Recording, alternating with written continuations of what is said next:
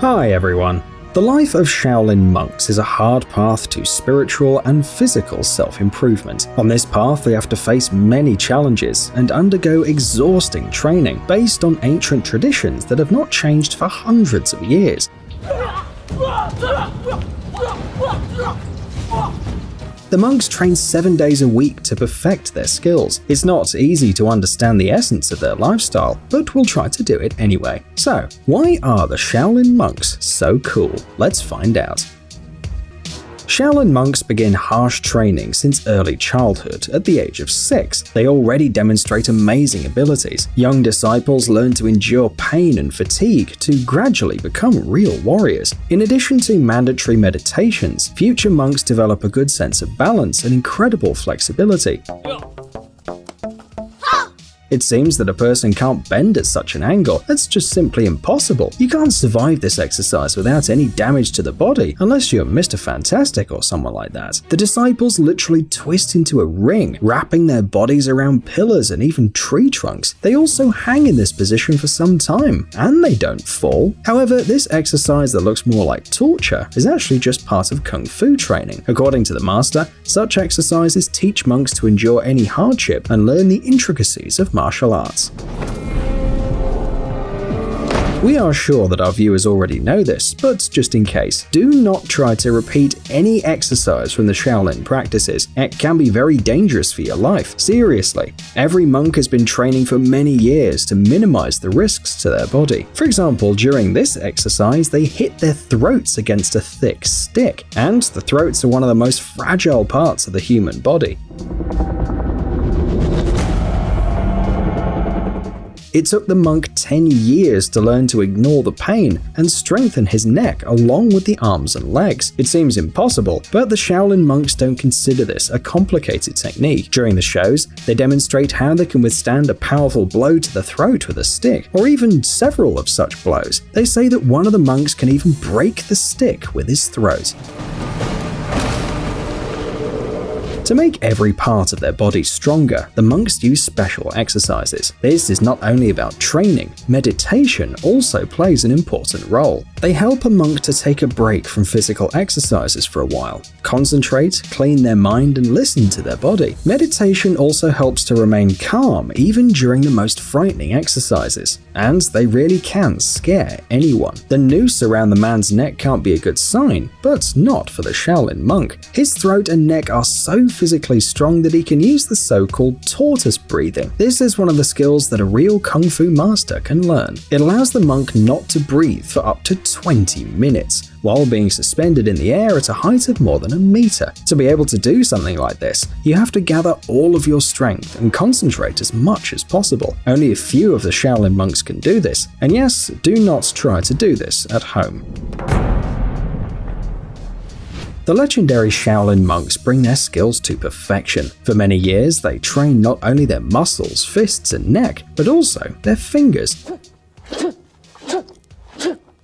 A special training technique is called diamond finger, or according to other sources, iron finger or Buddha's finger. Whatever the name, the essence of the exercise doesn't change. In the very center of the courtyard of the Shaolin monastery, there's a tree used for this exercise. Okay, there are actually several such trees, but this is not the point. The first step is relatively easy. Disciples press a finger on a hard surface. The pressure should be constant. Doesn't seem too challenging, but imagine how much patience and endurance you need for this exercise. The pressure is gradually increasing, and after a few years, the monks are allowed to practice attacks with fingers. After this training, these amazing warriors have no problem punching through steel sheets or supporting the weight of the entire body on 2 index fingers. Their fingers become as strong as iron. Some of the dentures in the bark of the tree are 5 centimeters deep. They say that after all these exercises, monks can use their fingers to break stones or seriously injure a person. Many people today find it difficult to climb stairs. In a world where escalators and elevators are everywhere, you don't always have to exert yourself. The Shaolin monks use the stairs in the monastery for training, and they don't just run up and down the stairs. No, that would be way too easy. The monks climb down on all fours, and they do it amazingly fast. They don't touch the steps with their knees, only with their feet and palms, but still somehow manage to keep their balance. Don't try to repeat this exercise either, especially alone and on the steep stairs. Let's leave all the insane exercises to the really cool guys. Most people find it difficult to break glass with their bare hands as well, let alone with a single throw of a needle. It's easy to split it by accident, hitting it with a ball or a stone. Need you for a second.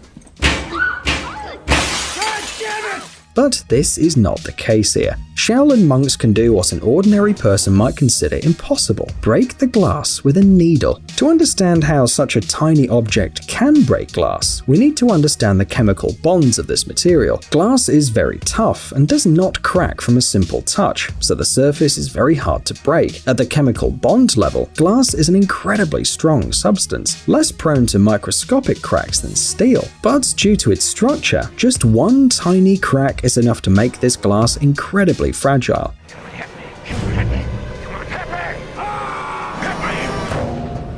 This property is used by the Shaolin monks. Another trick is not to bend the needle under pressure during the throw. This is not easy, but as you've already realized, the monks are not looking for easy ways. They throw the needle with great strength and speed while trying not to bend it. As soon as a rigid needle hits the glass and creates a deep crack, the force is distributed throughout the glass and it breaks. A needle pierces a balloon on the other side of the glass, and then it pops.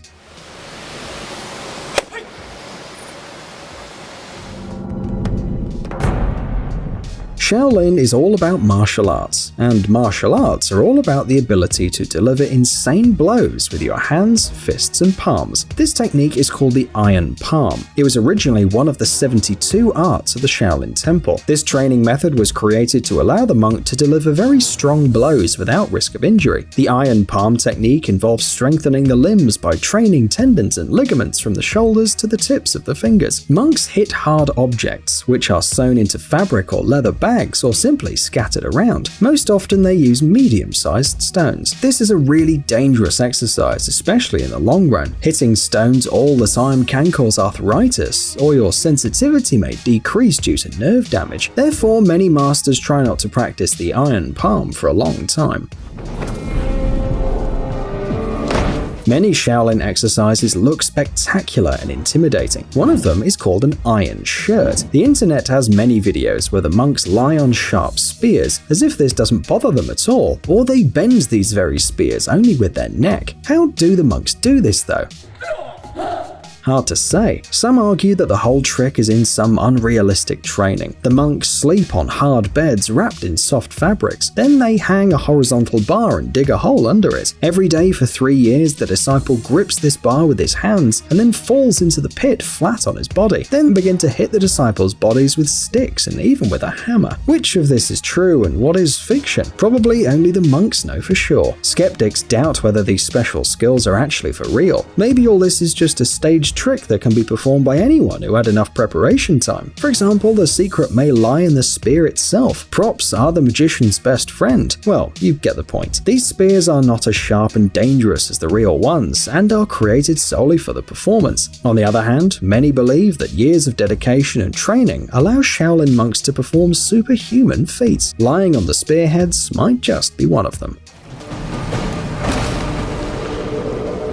This skill, known as the monk pillar, includes leg training, as well as full body control. Monks take a fighting stance called kibadachi, which is also called the horse stance, while standing on 2 pillars in the ground. It already sounds pretty complicated, but this is not all. In some cases, the monks also hold buckets filled with water, 1 in each hand. Another version of the monk pillar includes holding 3 bowls, 1 on each shoulder and 1 on the head. Other items, such as oil lamps, are also sometimes used instead of bowls. This exercise is performed for almost 2 hours, and the entire body must remain still or the objects might fall.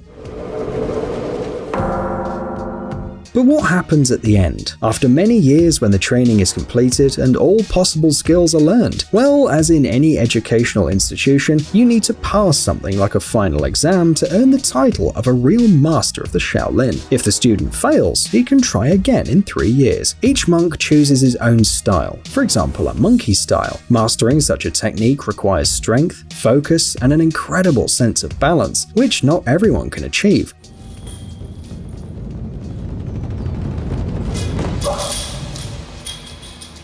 But the exam is not only about Kung Fu, as your knowledge of Buddhism, a religion that's mandatory for all monks, is also put to the test. And as it often happens, some theoretical questions are much more complicated than exercises. A lot of effort is required to pass both tests, and only then can you earn the right to be called a real monk warrior of Shaolin.